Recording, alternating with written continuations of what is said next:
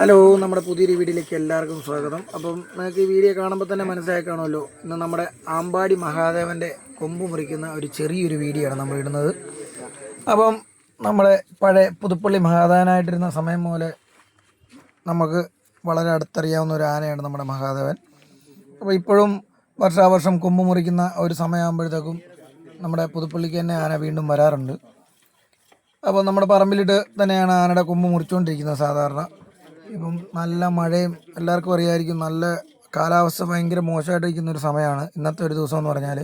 അപ്പോൾ ഇവിടെ എല്ലാം അത്യാവശ്യം നല്ല രീതിക്ക് വെള്ളം കയറി ആകെ മൊത്തത്തിൽ വെള്ളമായിട്ട് നിൽക്കുന്നൊരു സമയമാണിപ്പം.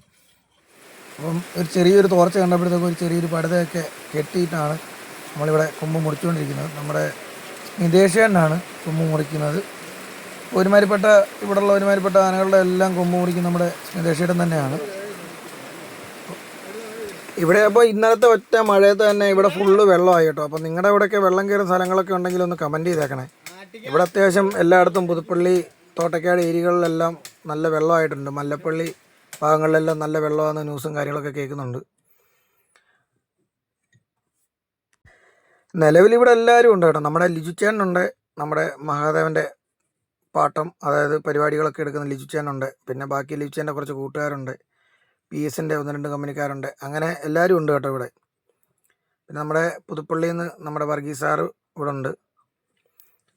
അപ്പോൾ ഇതാണ് നമ്മുടെ മഹാദേവൻ്റെ കൊമ്പുമുറിയൊക്കെ കഴിഞ്ഞിട്ടുള്ള ഫൈനൽ ലുക്ക്. അപ്പോൾ ഇതായിരുന്നു നമ്മുടെ ഇന്നത്തെ ഒരു ചെറിയൊരു വീഡിയോ. അപ്പോൾ വീഡിയോ ഇഷ്ടപ്പെട്ട് കഴിഞ്ഞാൽ വീഡിയോ ലൈക്ക് ചെയ്യുക, സബ്സ്ക്രൈബ് ചെയ്യുക ചാനൽ.